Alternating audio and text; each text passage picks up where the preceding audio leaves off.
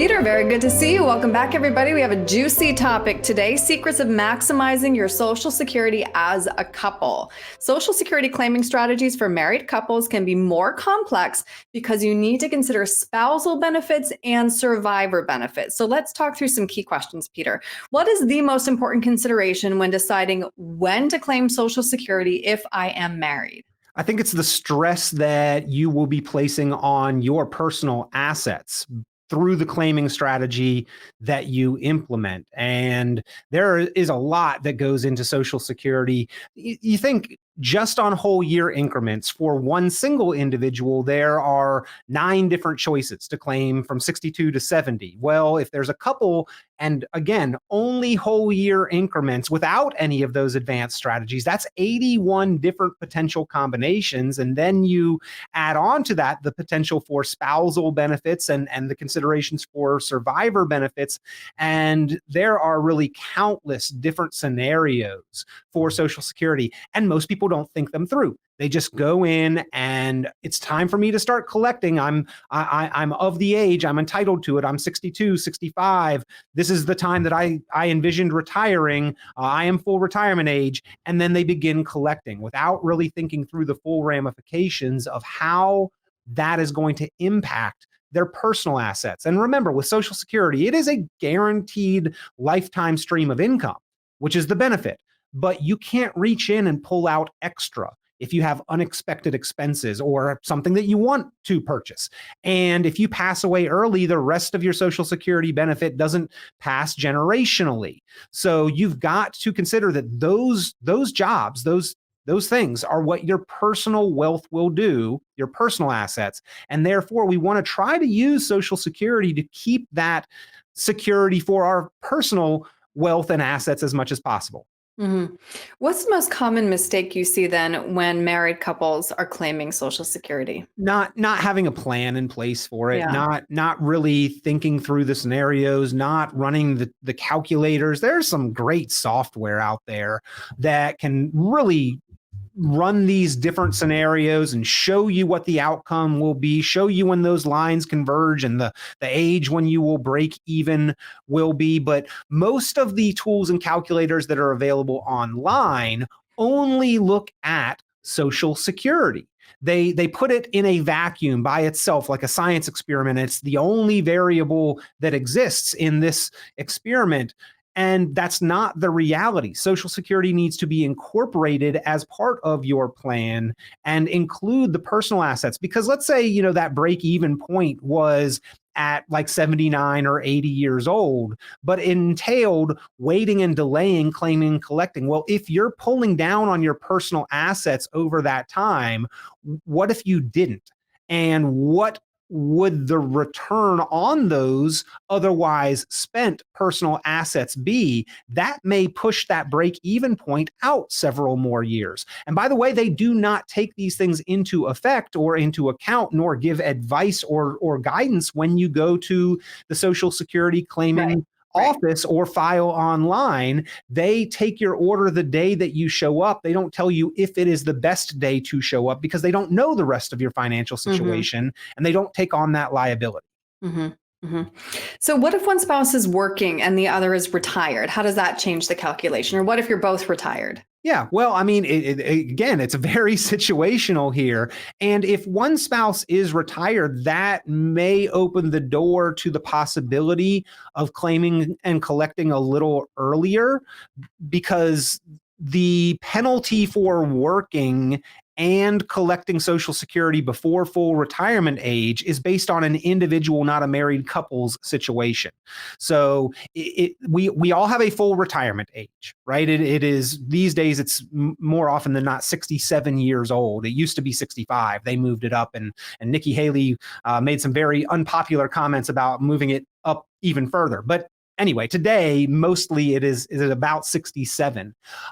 If you are capable and able-bodied and out there working and earning an income, and claim and collect Social Security before that full retirement age, the government views you as double dipping, and they will Right. penalize you for earning before that age. Well, if one spouse is still earning, they don't collect their own benefit, but the other spouse being retired or a homemaker, maybe they do collect their benefit because they are not earning an income and wouldn't be subject to that additional penalty. Hmm. All right, so I would like you to explain spousal benefits, because you can claim spousal benefits and then switch to my own later. So what do I need to know about that strategy? That when you are doing that, when you are pointing at your spouse, that spouse needs to be claiming and collecting themselves, right? It used to be, they passed the Bipartisan Budget Act back in 2015, and it used to be that one spouse could file and suspend and almost just kind of create the marker, but a false claim, and then the other spouse could point to them and say, well, I want some of their benefits. And they did away with that. They called it an unintended loophole that they closed in 2015. So now, if you are going to point at your spouse and say, I would like to claim a spousal benefit, they themselves do need to be collecting. Also, the Social Security system was intended to prevent poverty in the senior population and for disabled as well.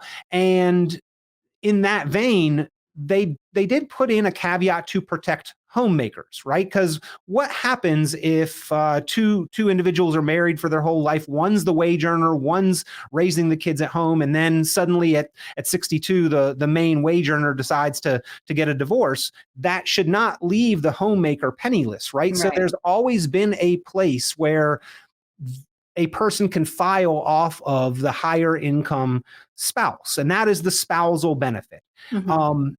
But if you claim that spousal benefit again before your own full retirement age, there is a reduction. The spousal benefit is typically thought of as half of the higher income earners, but that's only half if you wait till full retirement age. If you yourself claim that benefit and start collecting your spousal benefit before your own full retirement age, then it is further reduced from that half. And by the way, Social Security is a pretty permanent kind of decision. A lot of us don't have the forethought to think through financial decisions through the end of the month or the end of the year. This is one that you are making, and then it is going to impact you for the rest of your life. So think it through very carefully. But it can be a good strategy to maybe claim that spousal benefit while your own continues to grow and defer. And then this is kind of the one opportunity to years later have a little bit of a redo, because you can then switch over to your own benefit if it has grown higher than that spousal benefit. Mm. And just explain survivor benefits and how that should be part of my calculation. It absolutely has to be. And again, this is one of those kind of short-sighted things, unfortunately. I think this is one of the most important factors when making the decision on your Social Security, because one person only receives one Social Security check. So if you have a situation of a married couple and one passes away, a Social Security benefit is going to disappear with them. And in an ideal kind of optimal Social Security situation, we've had two high wage earners and they are both collecting a maximum benefit during their joint mutual lives. That means the survivor is going to have a 50%, as much as a 50% reduction in Social Security income when the first spouse passes away. And even for that homemaker situation where they're claiming the half spousal benefit, it's as little as a 1/3 reduction, as much as a 50% reduction in Social Security for that survivor, which also means this again needs to be incorporated into your larger financial picture, because there better be some assets there to replace and replenish that lost income, because that surviving spouse may have years of healthy life thereafter that they're going to have to continue to fund and support. And we don't want a huge drop in lifestyle, quality of life, and standard of living. And by the way, when one spouse passes away, expenses do not get cut in half. Not very often. Maybe there's a slight reduction in a few things, but oftentimes I don't even find that it's a super significant reduction in total expenses. And it's quite a shock to the system when you lose a spouse. You haven't thought this one through, weren't aware that you would also be losing some Social Security. And by the way, at the same time, bumping up in tax brackets, because you go from married filing jointly to single head of household. So all of these things kind of come into play in a well thought through and optimized Social Security strategy, which is a big part of the income side of the planning process for retirement. Mm-hmm. Clearly, so much more than an equation. It has to be a conversation with a professional. So, Peter, if somebody would like to talk this through with you, getting so many permutations, it's kind of mind-boggling. How can they get a hold of you?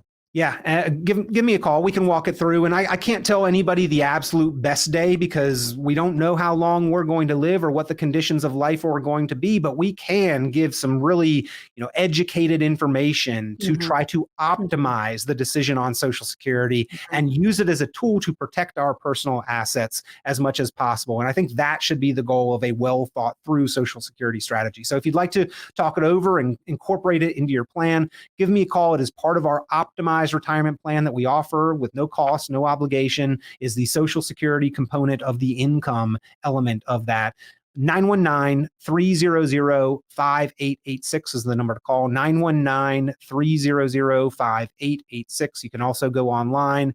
richonplanning.com is what it looks like. It's my last name, Richon, but it looks like richonplanning.com. So give me a call, go online. You can get in touch that way. And this is a very, very important element of a well thought through and confident plan for retirement, Erin. And you're stuck with it. So make it the right one. Peter, Indeed. Thank you so much for your time today. Only one chance at an ideal retirement, and Social Security is a big part of that. Peter, thank you. Indeed. Thank you.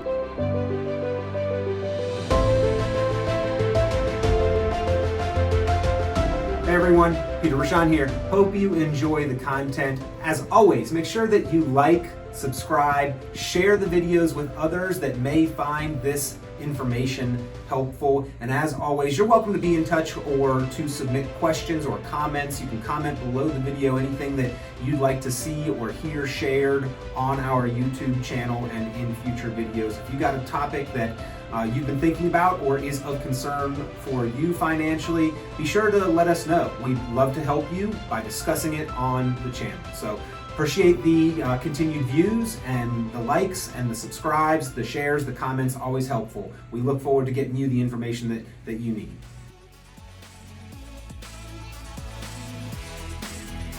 This has been Planning Matters Radio.